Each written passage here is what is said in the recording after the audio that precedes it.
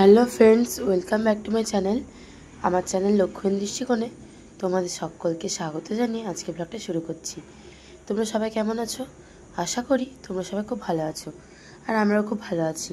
তো এই ব্লগটা ছিল স্পেশালি ভাইফোঁটার ব্লগ, যেটা আমি পোস্ট করতে পারিনি, এখন আমি পোস্ট করছি। তো এই ছিল সকালবেলা ডেকোরেশন, দেখতেই পাচ্ছ অনেক ক্যাডবেরি, আর ওই সাইডে যে নাড়ুগুলো দেখছো ওটা আমি নিজের হাতে বানিয়েছিলাম, আর এই সাথে রসগোল্লা আর বিভিন্ন ধরনের মিষ্টিও ছিল।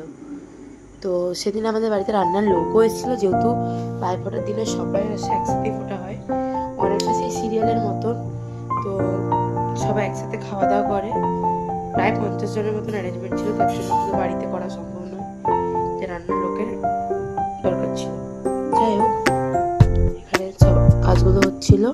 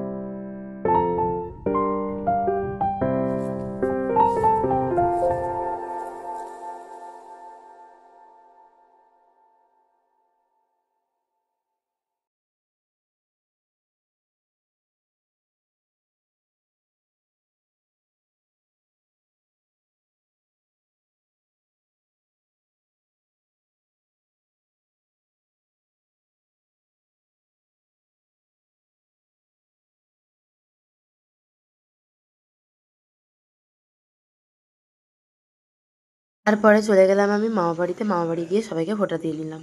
আমার মামা বাড়ি হচ্ছে বাঁকুড়াতে। দেন আমি এখানে পরের দিন সকালের ব্লগটা, পরের দিন সকালবেলা বেরিয়ে পড়েছিলাম মহামায়া মন্দিরে যাওয়ার জন্য। তো এই যে তোমরা ভিডিওটা দেখতেই পাচ্ছ। তারপর চলে গেছিলাম মহামায়া মন্দির, আর এখানের ঠাকুরটা খুবই জাগ্রত। এখানে একটা হিস্ট্রিও আছে।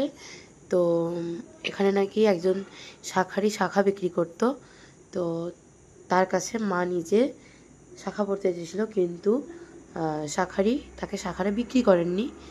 কিন্তু তারপরের দিনে ওখানে একটা পুকুর আছে, সেই পুকুরে দেখা গেছিলো যে মানে মা আর কি শাখারির বাড়িতে গিয়ে বলেছিল যে আমাকে ফ্রিতে শাখা দাও, আমি এখানের রাজার মেয়ে বা এরকম কিছু একটা বলেছিল।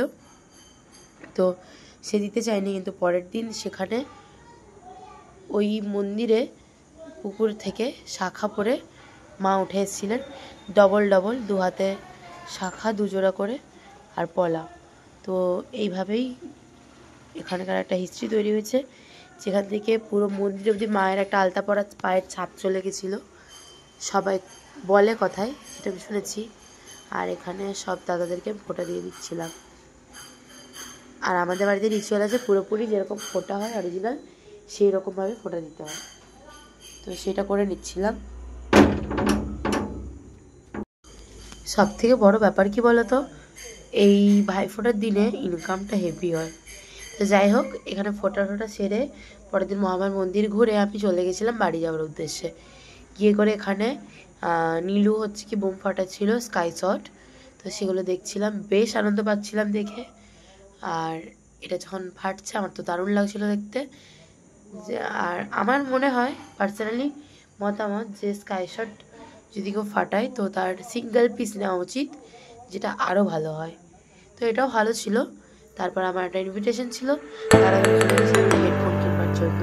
অ্যাকচুয়ালি আমার কাছে এয়ারবাডসগুলো আছে, বাট এয়ারবাডসগুলো একটা প্রবলেম হয় কি, যখন কোনো ভিড়ের জায়গায় যাও তুমি, তো সেই পরিসরে যদি ওটা পরিসরে খুলে যায়, সেটা কোনোদিনই তুমি খুলে যাবে না। ওর জন্য আমি নতুন ওয়্যারযুক্ত হেডফোন কিনি।